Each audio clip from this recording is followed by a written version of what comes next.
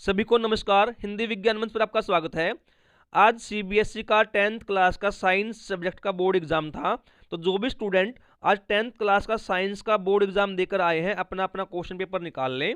मैं आपको सेट 1 के सभी एमसीक्यूज के आंसर यहाँ बता रहा हूँ। हिंदी और इंग्लिश मीडियम दोनों को साथ लेकर चलेंगे, इसलिए सभी स्टूडेंट अपना अपना क्वेश्चन पेपर निकाल लें। मैं बारी बारी से सभी क्वेश्चन के आंसर आपको यहाँ दिखाने वाला हूँ। क्वेश्चन नंबर 1, निम्नलिखित में से किस स्थिति में रासायनिक अभिक्रिया नहीं होती है? आपको ध्यान देना, नहीं होती है। तो आंसर बनता है डी, ग्लेशियर यानी हिमनदी का पिघलना। आंसर इंग्लिश मीडियम में आप देख लीजिए, option D, melting of glaciers. Question number 2, आर्द्र वायुमंडल में शुष्क हाइड्रोजन क्लोराइड गैस बनाने के लिए उत्पन्न गैस को रक्षक यानी शुष्क नली से गुजारा जाता है जिसमें भरा होता है। इसका उत्तर है ए, कैल्शियम क्लोराइड। इंग्लिश मीडियम में आप देख लीजिए, calcium chloride, option A. Question number 3, वह गुण जिसके कारण किसी ठोस पदार्थ को तारों में खींचा जा सकता है कहलाता है। इसका आंसर है बी, तन्यता। इंग्लिश मीडियम में answer B, ductility. Question number 4, निम्नलिखित में से उस हाइड्रोकार्बन को चुनिए जिसमें एक कार्बन कार्बन एकलाबंध और एक कार्बन कार्बन त्रिआबंध होता है, यानी 1 carbon carbon single bond and 1 carbon carbon triple bond. तो आंसर हमारा बनेगा डी, प्रोपाइन, क्योंकि एक कार्बन कार्बन सिंगल बॉन्ड है और एक ट्रिपल बॉन्ड है। तो यह बनाने के लिए हमें 3 कार्बन की जरूरत होती है, और 3 कार्बन जब होते हैं तो उसको प्रोप कहा जाता है, और ट्रिपल बॉन्ड आने पे आइन। तो इसका आंसर है डी, प्रोपाइन। क्वेश्चन नंबर 5, प्रोटीनों के संश्लेषण के लिए पौधों द्वारा मृदा से लिया जाने वाला आवश्यक तत्व है। इसका आंसर है बी, नाइट्रोजन। आप इंग्लिश मीडियम में भी चेक कर सकते हैं। क्वेश्चन नंबर 6, लसिका के विषय में निम्नलिखित में से सही कथन चुनिए। इसका आंसर बनता है बेटा बी, बी और डी। बी और डी क्यों बनता है? क्योंकि ऑप्शन ए में आप देखिए, इसमें कहा गया है कि अंत में बड़ी धमनियों में खुलता है। लसिका बड़ी धमनियों में नहीं खुलता, बड़ी वेन्स, शिराओं में खुलता है। और डी ऑप्शन में आपको यह मिल जाएगा। और दूसरा जो बी है, इसमें प्लाज्मा, प्रोटीन और रुधिर कोशिकाएं होती हैं, जबकि सी में लाल रुधिर कोशिकाएं कहा गया है। लाल रुधिर कोशिकाएं प्लाज्मा में नहीं होती। तो आंसर बी और डी सही है, जो ऑप्शन बी में दिया गया है। क्वेश्चन नंबर 7, गुलाब और केले जैसे पौधों ने निम्नलिखित में से किसे उत्पन्न करने की क्षमता खो दी है? Plants like rose and banana have lost the capacity to produce. Answer है इसका सी, सीड्स यानी बीज। क्वेश्चन नंबर 8, उभयलिंगी पुष्प में नर युग्मक कहाँ उपस्थित होते हैं? In a bisexual flower the male gametes are present in. Answer is A, anther यानी परागकोश। आंसर ए बन जाता है। क्वेश्चन नंबर 9, जब मटर के शुद्ध लंबे पौधे का मटर के शुद्ध बोने पौधे के साथ संकरण कराया जाता है तो F1 और F2 संततियों में मटर के पौधे में लंबे मटर के पौधे की प्रतिशतता होगी क्रमशः। इसका आंसर है बेटा सी, 100% और 75%। क्वेश्चन नंबर 10, 20 सेंटीमीटर फोकस दूरी के किसी लेंस का उपयोग करके पर्दे पर -1 आवर्धन का प्रतिबिंब प्राप्त करने के लिए बिंब दूरी होनी चाहिए। To get an image of magnification of -1 on a screen using a lens of focal length 20 centimetre, object distance must be. जब मैग्निफिकेशन 1 है तो इसका मतलब है ऑब्जेक्ट का साइज और इमेज का साइज एक बराबर होता है। और ऑब्जेक्ट और इमेज का साइज एक बराबर कब होता है? जब जो हमारा ऑब्जेक्ट है वो फोकस दूरी के दुगने पर रखा होता है। फोकस दूरी का दुगना 2f जिसको हम बोलते हैं। यानी अब फोकस दूरी यहाँ पर 20 सेंटीमीटर दी हुई है, तो 2f इसका दुगुना क्या होगा? 20 दूनी 40 सेंटीमीटर। आंसर हमारा सी बन जाएगा। तो answer C, 40 centimetre.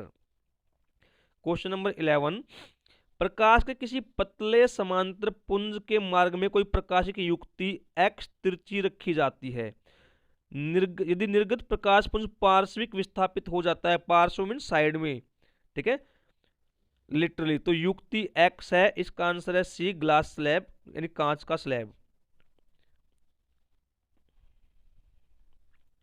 Question number 12, प्रतिरोध R के किसी तार के टुकड़े को लंबाई में अनुदैर्ध्य 3 सर्वसम भागों में काटा गया। इन तीनों भागों को फिर पार्श्व क्रम में संयोजित किया गया।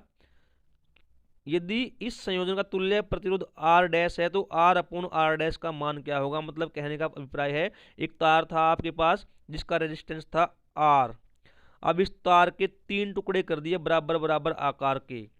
अब उसका रेजिस्टेंस बन गया आर डैश। तो आर अपॉन आर डैश की वैल्यू आपको बतानी है। जब इस तार के 3 बराबर टुकड़े कर दिए हैं तो जो रेजिस्टेंस बनेगा वो बनेगा आर अपॉन 3, आर अपॉन 3 और आर अपॉन 3, यानी जो आर डैश है इन तीनों के जोड़ के बराबर होगा। और जब इनको पैरेलल में जोड़ा गया है, पैरेलल में, तो वो रेसिप्रोकल होता है 1/r। तो जब इसकी वैल्यू निकालोगे तो आपका आंसर आएगा D9। सो 12th का जो आंसर है हमारा D है 9। क्वेश्चन नंबर 13, किसी विद्युत बल्ब का अनुमतांक 220 वोल्ट 11 वाट है। 220 वोल्ट की शक्ति आपूर्ति द्वारा प्रचलित किए जाने पर चमकते समय इसके तंतु यानी फिलामेंट का प्रतिरोध क्या होगा। An electric bulb is rated 220 volt 11 watt. The resistance of its filament when it glows with a power supply of 220 volt is। बेटा पावर का जो फॉर्मूला था P is equal to V square upon R होता है। तो R is equal to V square upon P। तो V हमारा दिया गया है 220, स्केयर कर दो गुना में 220 बटे में P कितना आया है, यहाँ पे P दिया गया 11 वाट। तो 11 से डिवाइड कर दो, 11 दूनी 22, यानी 22 दूनी 4400। आंसर ए आ गया इसका 4400 ओम। तो ऑप्शन ए बन जाता है आंसर हमारा 4400 ओम। क्वेश्चन नंबर 14, 240 वोल्ट की मेंस द्वारा आपूर्ति किए जाने पर 4 वोल्ट 6 वाट अनुपातांक के कम से कम कितने सर्वसम बलों को श्रेणी क्रम में संयोजित किया जाना चाहिए ताकि वे वांछित चमक से सुरक्षित रूप से कार्य करें। अब यह बताया गया है कि इनको सीरीज में जोड़ दिया गया है। जब हम सीरीज में किसी अप्लायंस को जोड़ते हैं तो सीरीज में जो वोल्टेज है वो इक्वल नहीं रहती, वो बढ़ जाती है। अब यहाँ पे टोटल वोल्टेज है 240 वोल्ट और हमारे पास 4 वोल्ट वाले बल्ब हैं। तो इस 4 वोल्ट से डिवाइड कर दो इसको, 4 6 24 यानी 60 आंसर हमारा आ जाएगा। आंसर सी बन जाता है, यानी 60 बल्ब हमें चाहिए इस कॉम्बिनेशन के लिए। क्वेश्चन नंबर 15, नीचे दी गई आहार श्रृंखलाओं में से उस आहार श्रृंखला को चुनिए जो ऊर्जा के पदों में सबसे अधिक दक्ष है। ऊर्जा की दक्षता means in terms of energy efficiency अगर हमें देखना है तो हमें आहार श्रृंखला में कम से कम पोषक स्तर ट्रोपिक लेवल चाहिए और सबसे कम ट्रोपिक लेवल ऑप्शन सी में है। तो हमारा आंसर सी बन जाता है बेटा। क्वेश्चन नंबर 16, किसी आहार श्रृंखला में निम्नलिखित में से किस एक का विभिन्न पोषक स्तरों पर जैव आवर्धन होता है। बायोमैग्निफिकेशन का पूछा गया है। आंसर बनेगा सी डीडीटी। डीडीटी एक पीड़कनाशी है जो आहार श्रृंखला से हमारे अंदर जमा हो जाता है। अब क्वेश्चन नंबर 17 से 20 तक अभिकथन और कारण के आधार पर हैं। क्वेश्चन नंबर 17, बड़े जंतुओं में ऑक्सीजन जंतुओं के शरीर के विभिन्न भागों में आसानी से पहुंच सकती है। बिल्कुल सही बात है, अभिकथन सही है। अब इसका कारण क्या है, श्वसन वर्णक वायु से ऑक्सीजन लेकर उसे शरीर के ऊतकों तक पहुंचाते हैं। यह बात भी सही है, इसका उत्तर बन जाता है ए। क्वेश्चन नंबर 18, अभिकथन दिया है, सांद्र नाइट्रिक अम्ल का तनुकरण जल को सदैव धीरे धीरे तथा अम्ल को लगातार हिलाते हुए जल मिलाकर किया जाता है। यह अभिकथन गलत है। कभी भी तनुकरण करते समय जल को अम्ल में नहीं डालते, उल्टा करते हैं बेटा, जल में अम्ल को डालते हैं। Means water is never added to an acid, rather acid is added to water with constant stirring. तो ऑप्शन ए गलत है और ए गलत हमारा केवल डी वाले ऑप्शन में एक में ही है, तो इसका आंसर डी बन जाता है। क्वेश्चन नंबर 19, सरीसृपों में संततियों का लिंग निषेचित अंडे यानी युग्मक के उष्मीय ताप द्वारा सुनिश्चित होता है। मीन जो रेप्टाइल्स हैं उसमें टेम्परेचर डिसाइड करता है कि जो फर्टिलाइज एग है वो मेल होगा या फीमेल होगा। अब इसका रीजन क्या दिया गया है, अच्छा जो तो अभिकथन हमारा क्या है, ये बिल्कुल सही अभिकथन है बेटा, बिल्कुल सही है।